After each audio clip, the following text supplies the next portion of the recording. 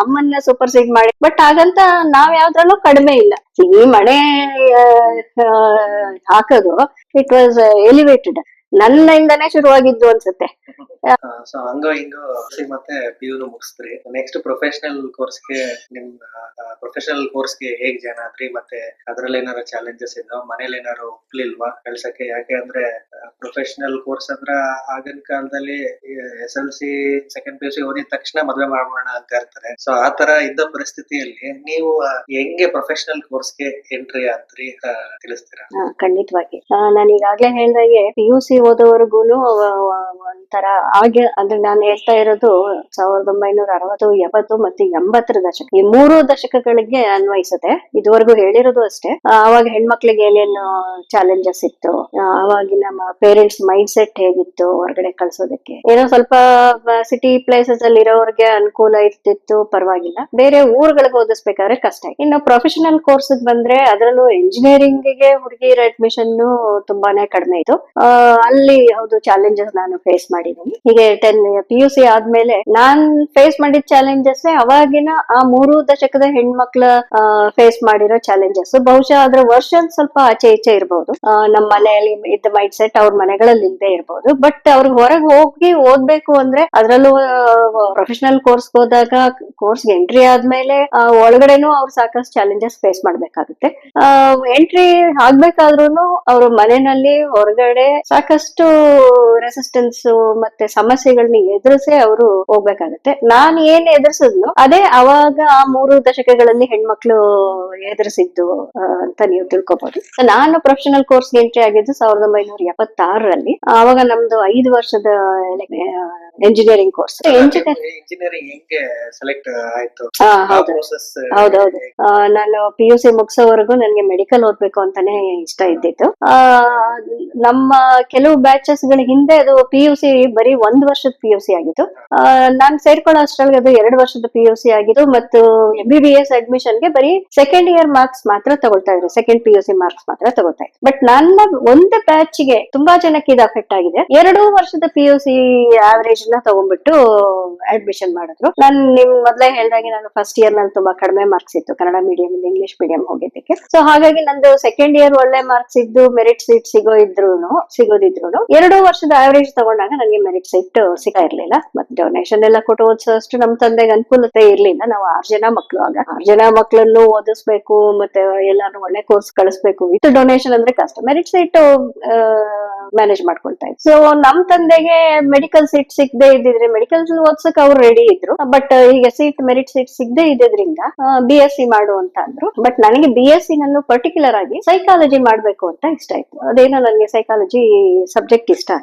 But ನಮ್ ತಂದೆಗೆ ಮತ್ತೆ BSc ಮಾಡೋದಿದ್ರು ಟೆರಿಷಿಯನ್ ಕಾಲೇಜ್ಗೆ ಹೋಗಿ ಮಾಡ್ಬೇಕು. ಯಾಕೆಂದ್ರೆ ಅಲ್ಲಿ ಹಾಸ್ಟೆಲ್ ತುಂಬಾ ಸೆಕ್ಯೂರ್ಡ್ ಆಗಿದೆ, ಫೆಸಿಲಿಟೀಸ್ ಚೆನ್ನಾಗಿದೆ, ಊಟ ಚೆನ್ನಾಗಿದೆ, ಚೆನ್ನಾಗಿ ನೋಡ್ಕೊಳ್ತಾರೆ. ಹೆಣ್ಮಕ್ಳು ಹುಷಾರ್ ತಪ್ಪದ್ರೆಲ್ಲ ಇಮಿಡಿಯೇಟ್ ಆಗಿ ಅವ್ರಿಗೆ ಮೆಡಿಕಲ್ ಫೆಸಿಲಿಟೀಸ್ ಕೊಡೋದೇ ಆಗ್ಲಿ, ಎಲ್ಲಾ ತರದ್ ಕೇರ್ ತಗೊಳ್ತಾರೆ ಅನ್ನೋ ಒಂದು ಕಾನ್ಫಿಡೆನ್ಸ್ ಮೇಲೆ ಮತ್ತೆ ಅವ್ರು BSc ಅಲ್ಲೇ ವಾಪಸ್ ಸೇರ್ಸೋದಕ್ಕೆ ಹೊರಟು. ಬಟ್ ನಾನು ತುಂಬಾ ಹತ್ತು ಕರೆದು ಎಲ್ಲ ಮಾಡಿದ್ಮೇಲೆ ಅವರು ಮನಸ್ ಚೇಂಜ್ ಮಾಡಿದ್ರು. ಅಷ್ಟ್ರಲ್ಲಿ ಏನಾಗಿತ್ತು, ನನ್ನ ಕ್ಲಾಸ್ಮೇಟ್ PUC ನಲ್ಲಿ ಕ್ಲಾಸ್ಮೇಟ್ ನಾನು ನಿಮ್ಗೆ ಮೆನ್ಷನ್ ಮಾಡಿದ್ದೆ, ಅವಳು ಕನ್ನಡ ಮೀಡಿಯಂ ಇಂದ ಬಂದಿದ್ಲು. ನಂತರನೇ ಅವಳಿಗೂ ಸ್ಟಾರ್ಟಿಂಗ್ ಅಲ್ಲಿ ಸಮಸ್ಯೆಗಳಿಗೆ ಅಂತ ಹೇಳಿದ್ನಲ್ಲ, ಅವಳು ಅಷ್ಟ್ರಲ್ಲಿ ಒಂದು ಲೆಟರ್ ಬರ್ದಿದ್ಲು. ಹಾಗೆಲ್ಲ ಏನು ಫೋನ್ ಗೀನು ಇರ್ಲಿಲ್ಲ, ಲೆಟರ್ ಒಂದೇ ಮೀನ್ಸ್ ಕಮ್ಯುನಿಕೇಶನ್ಗೆ. ಯಾವಾಗ ನಮ್ಮ ಮನೆಗಳಲ್ಲಿ ಲ್ಯಾಂಡ್ ಲೈನ್ ಸಹ ಇರ್ಲಿಲ್ಲ.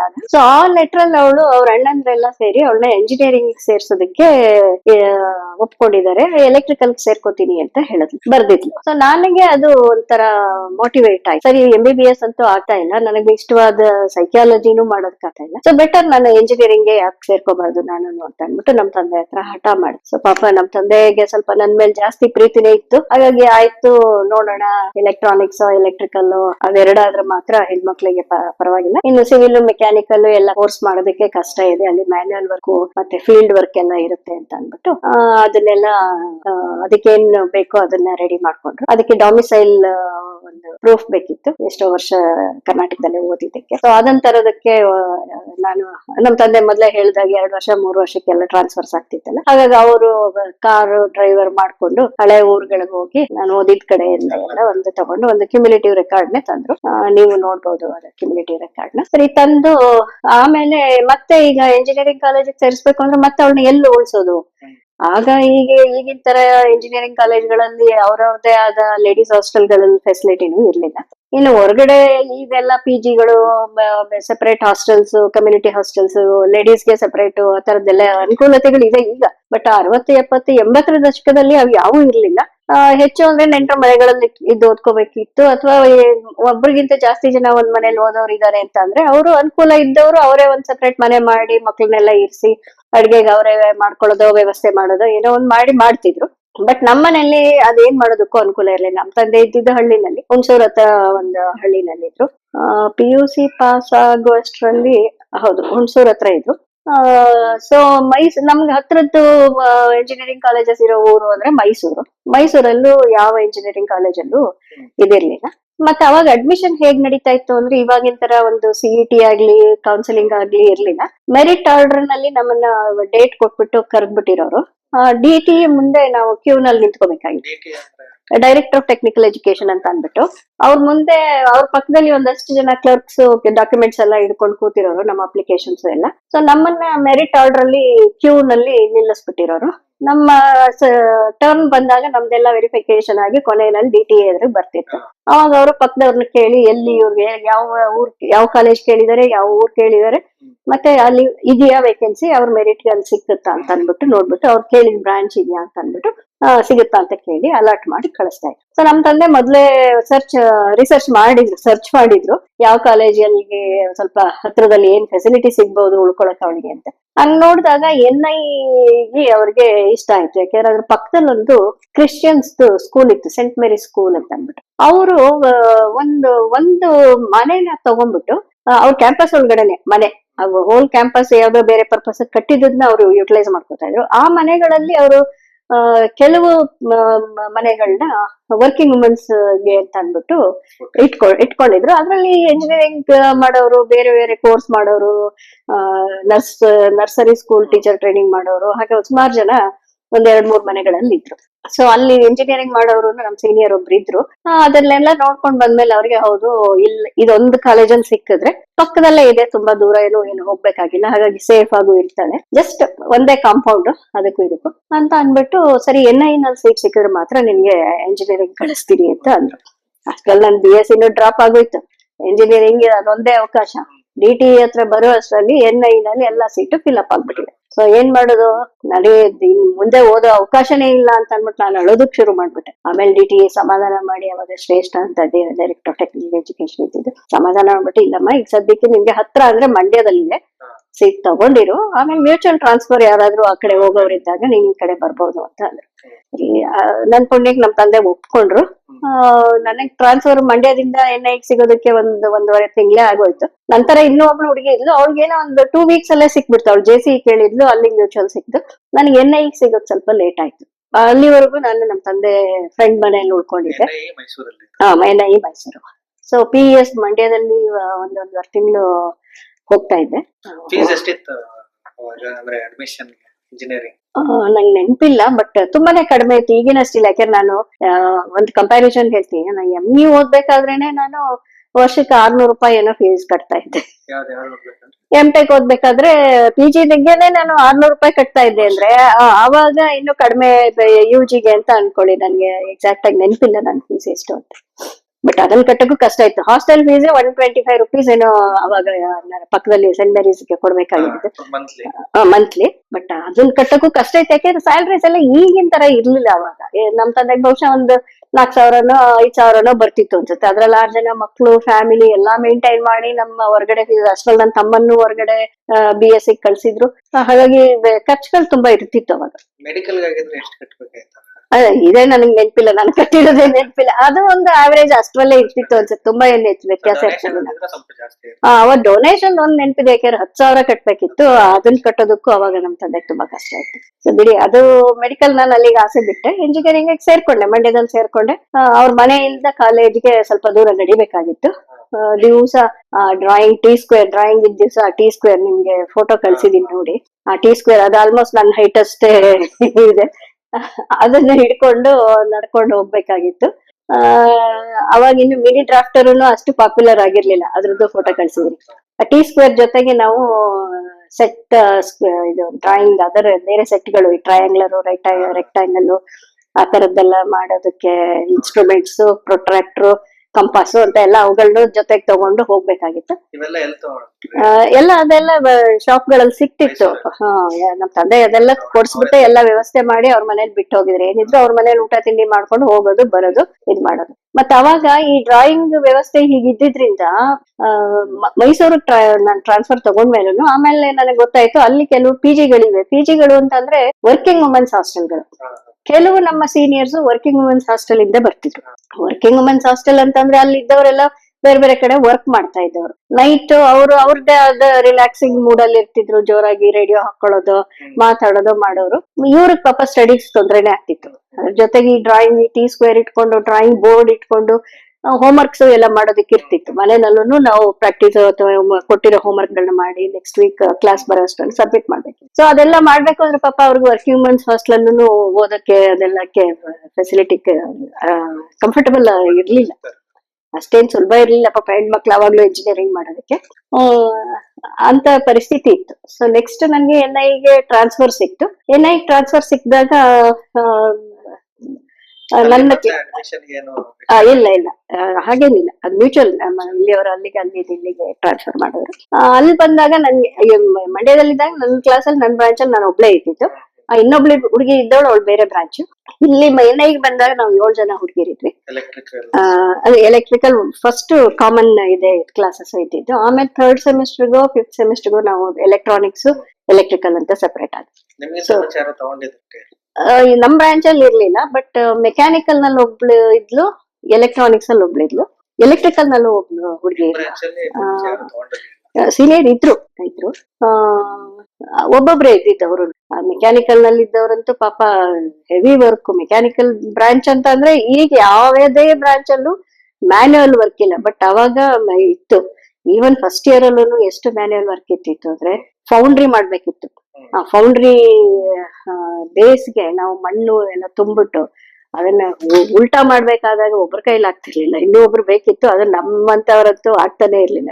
NIನಲ್ಲಿ ಆ ರೀತಿನಲ್ಲಿ ನನ್ಗೆ ತುಂಬಾ ಸಹಕಾರ ಸಿಕ್ತು. ಈಗ ಲೇತ್ ಮುಂದೆ ವರ್ಕ್ ಮಾಡ್ಬೇಕು, ಮತ್ತೆ ಫಿಟ್ಟಿಂಗ್ ಮಾಡ್ಬೇಕು ಅಂದಾಗ ಅವೆಲ್ಲ ಟೇಬಲ್ ಹೈಟ್ ಒಂದು ಸ್ಟ್ಯಾಂಡರ್ಡ್ ಹೈಟ್ ಅಲ್ಲಿ ಇರ್ತಿತ್ತು. ನನ್ನ ಹೈಟ್ ಅದಕ್ಕೆ ಸೂಟಬಲ್ ಆಗ್ತಿರ್ಲಿಲ್ಲ. ಅದೇಗೋ ನಾನು ಅಲ್ಲಿ ಹೋಗ್ತಿದ್ದಾಗೆ ಅವ್ರು ನನ್ನ ಹೈಟ್ಗೆ ಅನುಕೂಲ ಆಗೋ ತರ ಒಂದು ಮಣೆ ಮಾಡ್ಸಿಟ್ಬಿಟ್ಟಿದ್ರು, ಬೆಂಚ್ ತರ. ನನ್ ಕ್ಲಾಸ್ ಬರ್ತಿದ್ದಾಗೇನೆ ಅದನ್ನ ತಂದು ಇಟ್ಬಿಡೋರು. ಅವತ್ತು ಲೇಟ್ ಇದೆ ಅಂತಂದ್ರೆ ಒಂದ್ ಲೇಟ್ ಮುಂದೆ ಅದು ಇಟ್ಬಿಟ್ಟಿರೋರು. ನಾನು ಅಲ್ಲೇ ನನಗಂತೂ ಆಶ್ಚರ್ಯ ಎಷ್ಟು ಕೋಆಪರೇಟ್ ಮಾಡ್ತಾ ಇದ್ದಾರೆ ನೋಡಿ. ಹೆಣ್ಮಕ್ಳು ಒಂದು ಕಡೆ ಅವ್ರು ಓದೋದಕ್ಕೆ ರೆಸಿಸ್ಟೆನ್ಸ್ ಇರುತ್ತೆ, ಹೊರಗಡೆ ಓದೋದಕ್ಕೆ. ಬಟ್ ಒಂದ್ಸಲ ಎಂಟರ್ ಆದ್ಮೇಲೆ ಅಲ್ಲಿನ ಎನ್ವೈರನ್ಮೆಂಟ್ ಹೆಣ್ಮಕ್ಳು ಓದಕ್ ಬಂದಿದ್ದಾಳೆ ಅಂತ ಅಂದಾಗ ಅವಳಿಗೆ ಎಷ್ಟು ಅನುಕೂಲತೆಗಳು ಮಾಡ್ಕೊಡ್ಬೇಕು ಅದನ್ನು ಮಾಡ್ಕೊಡ್ಬೇಕು ಅನ್ನೋ ಮೈಂಡ್ ಸೆಟ್ ಜನಗಳು ಇದ್ರು. ಈ ಮನೆ ಹಾಕೋದು ನನ್ನಿಂದಾನೇ ಶುರುವಾಗಿದ್ದು ಅನ್ಸುತ್ತೆ. ಯಾಕಂದ್ರೆ ನನ್ಗೆ ತುಂಬಾ ವರ್ಷ ಆದ್ಮೇಲೆ ನಾನು ಈವನ್ ಜಾಬ್ ಸೇರ್ಕೊಂಡ್ಮೇಲೆ ನನ್ನ ಕಾಲೇಜಿಂದ IIT ಚಿಕ್ಕಮಗಳೂರಲ್ಲಿ ವರ್ಕ್ ಮಾಡ್ತಿದ್ದೆ. ಅಲ್ಲಿಂದ ಯಾವ್ದೋ ಒಂದು ವರ್ಕ್ಶಾಪ್ ಅಟೆಂಡ್ ಮಾಡೋದು, ಫ್ಯಾಕಲ್ಟಿ ಆಗ್ಬಿಟ್ಟು ವರ್ಕ್ಶಾಪ್ ಅಟೆಂಡ್ ಮಾಡೋಕ್ ಬಂದಾಗ ಡಿಪಾರ್ಟ್ಮೆಂಟ್ ಕಡೆ ಒಂದಿನ ಹೋದಾಗ ಅಲ್ಲಿದ್ದವ್ರು ಇನ್ಸ್ಟ್ರಕ್ಟರ್ ನನ್ನನ್ನು ತುಂಬಾ ಬೇಗ ನೋಡ್ತಿದ್ದಾಗ ಮನೆ ಹುಡುಗಿ ಅಂತ ರೆಕಗ್ನೈಸ್ ಮಾಡಿದ್ರು. ನನಗೆ ಅವಾಗ್ಲೇ ಗೊತ್ತಾಗಿದ್ದು ನನಗೆ ಮನೆ ಹುಡುಗಿ ಅಂತ ಹೆಸರಿತ್ತು ಅಂತ. NIನಲ್ಲಿ ನನ್ಗೆ ಆ ತರದ್ದೆಲ್ಲ ರೀತಿ ಸಹಕಾರ ಸಿಕ್ತು. ಬಟ್ ನಾನು ಮತ್ತೊಮ್ಮೆ PES ಗೆನೆ ಟ್ರಾನ್ಸ್ಫರ್ ತಗೊಂಡೆ 5th ಸೆಮಿಸ್ಟರ್ ನಂತರ. 5 years ಅಂತ ಹೇಳದ್ನಲ್ಲ, ಲಾಸ್ಟ್ 2 years ನಾನು PES ಅಲ್ಲಿ ಮಾಡಿದೆ. ಯಾಕೆಂದ್ರೆ ನನ್ನ ತುಂಬಾ ಬರ್ಡನ್ ಆಗ್ತಾ ಇತ್ತು ನಮ್ದು ಇಬ್ಬರದ್ದು ಎಜುಕೇಶನ್ ಹೊರಗಡೆ ಬಿಟ್ಟು ಹೋಗ್ಸಕ್. ಅಷ್ಟ್ರಲ್ಲಿ ಅವ್ರು ಮಂಡ್ಯದಲ್ಲಿ ಫ್ಯಾಮಿಲಿ ಸೆಟ್ ಮಾಡ್ಕೊಂಡಿದ್ರು, ಕೊಡಿಯಾಲ ಟ್ರಾನ್ಸ್ಫರ್ ಆಗಿತ್ತು, ಅಲ್ಲಿಂದ ಅವ್ರು ಓಡಾಡ್ತಾ ಇದ್ರು. ಸೊ ನಾನು ಸುಮ್ನೆ ಯಾಕೆ ನಂದು ಬರ್ಡನ್ ಆಗೋದು ಬೇಡ ಅಂತ ಅಂದ್ಬಿಟ್ಟು ನಾನು PES ಗೆ ಒಂದ್ಸಲ ಟ್ರೈ ಮಾಡೋಣ ಅಂತ ಅಪ್ಲೈ ಮಾಡಿದೆ. ಮಾಡ್ತಿದ್ದಾಗೆ ಟ್ರಾನ್ಸ್ಫರ್ ಸಿಕ್ತು. ಸೊ ನೆಕ್ಸ್ಟ್ PES ಗೆ ಟ್ರಾನ್ಸ್ಫರ್ ತಗೊಂಡು ಮನೆಯಿಂದಾನೇ ಓಡಾಡಿ ಡಿಗ್ರಿ ಕಂಪ್ಲೀಟ್ ಆಗಿದ್ದು PES ಅಲ್ಲಿ.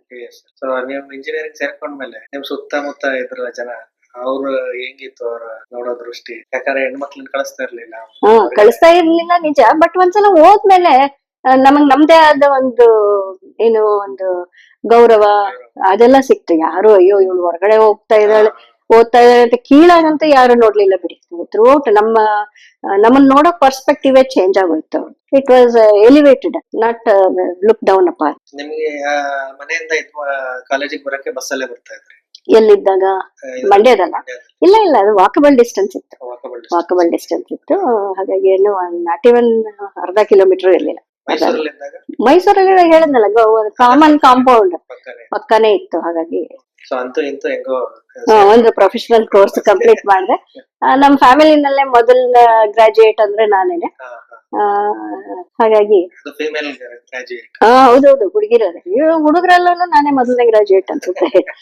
ಅಥವಾ ಇಲ್ಲ ಇಲ್ಲ, ನಮ್ಮ ಮಾವ ಅಷ್ಟಲ್ಲಿ BSc ಫಸ್ಟ್ ಮಾಡ್ಕೊಟ್ಟಿದ್ರು. ಸೋದ್ರ ಮಾವ ಫಸ್ಟ್ BSc ಮಾಡಿದ್ರು. ಯಾಕೆಂದ್ರೆ ಅದು 3 ವರ್ಷದ ಕೋರ್ಸ್ ಆದ್ರಿಂದ ನನ್ಗಿನ್ ಮೊದ್ಲು ಮುಗೀತು. ಅವರು ಆಲ್ಮೋಸ್ಟ್ ನನ್ನ ಏಜ್ ಅವರೇ ಆದ್ರೂ ನನ್ಗಿನ್ ಬೇಗ ಮುಗೀತು. ಸೊ ಅವರು ನೀವು ಜೊತೆಲೆ ಸೇರ್ಕೊಂಡಿದ್ರಿ. ಹಾ. ಒಂದೇ ಹೌದು, ಒಂದೇ 6 ಮಂತ್ಸ್ ವ್ಯತ್ಯಾಸ ಅಷ್ಟೇ. ಈ ತರ ಪ್ರೊಫೆಷನಲ್ ಕೋರ್ಸ್ ಅಲ್ಲಿ ಚಾಲೆಂಜಸ್ ಅಂದ್ರೆ ಜನರಲ್ ಆಗಿ ಹೇಳ್ಬೇಕು ಅಂದ್ರೆ ಅವ್ರು ಬೇರೆ ಊರ್ಗ್ ಹೋಗಿ ಓದ್ಬೇಕಾಗಿತ್ತು. ಬೇರೆ ಊರ್ಗ್ ಹೋಗ್ಬೇಕು ಅಂದ ತಕ್ಷಣ ಮೆಡಿಕಲ್ ನಲ್ಲಿ ಸಂಭವ ಅವ್ರದೇ ಆದ ಲೇಡೀಸ್ ಹಾಸ್ಟೆಲ್ ಇರ್ತಾ ಇತ್ತು. ಬಟ್ ಎಂಜಿನಿಯರಿಂಗ್ ನಲ್ಲಿ ಹುಡುಗಿರ ಅಡ್ಮಿಷನ್ ಕಡಿಮೆ ಇದ್ದಿದ್ರಿಂದ ಏನೋ ಅವರು ಲೇಡೀಸ್ ಹಾಸ್ಟೆಲ್ ಶುರು ಮಾಡೋದ್ರ ಬಗ್ಗೆ ಕಾಲೇಜ್ಗಳೇ ಸೀರಿಯಸ್ ಆಗಿ ತಗೊಂಡಿರ್ಲಿಲ್ಲ.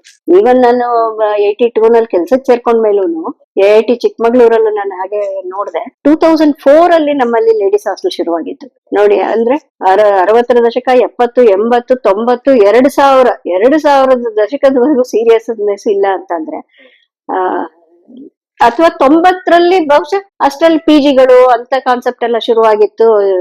ಬಟ್ 80, 70, 60 ಈ 3 ದಶಕಗಳಲ್ಲಂತೂ ಹುಡುಗಿರು ಹೊರಗಡೆ ಹೋಗೋದು ಅಂದ್ರೆ ಅದು ತುಂಬಾನೇ ಚಾಲೆಂಜಿಂಗ್, ರಿಸ್ಕಿ, ಅದೇ ಇವೆಲ್ಲ ನೋಡ್ತಾರೆ. ತುಂಬಾ ಸಪೋರ್ಟ್ ಬೇಕಿತ್ತು ಅವ್ರಿಗೆ. ಇವೆಲ್ಲ ನೋಡ್ತಾರೆ ಏನ್ ಅನ್ಸುತ್ತೆ ಅಂದ್ರೆ ಸಮಾಜದಲ್ಲಿ ಹೆಣ್ಣನ್ನ ಇನ್ನ ಒಂಥರ ಯಾವ್ದೋ ದೃಷ್ಟಿಲಿ ನೋಡ್ತಾ ಇದ್ರು. ಅವ್ರು ಯಾಕೆ ದುಡಿಬೇಕು, ಅವ್ರು ಯಾಕೆ ಹೌದೌದು. ಅವಾಗಿನ್ನು ಅಷ್ಟೊಂದು ಅವ್ರ ಅರ್ನಿಂಗ್ ಬಗ್ಗೆ ಅಷ್ಟು ಇದಿರ್ಲಿಲ್ಲ, ಇಂಪಾರ್ಟೆನ್ಸ್ ಇರ್ಲಿಲ್ಲ.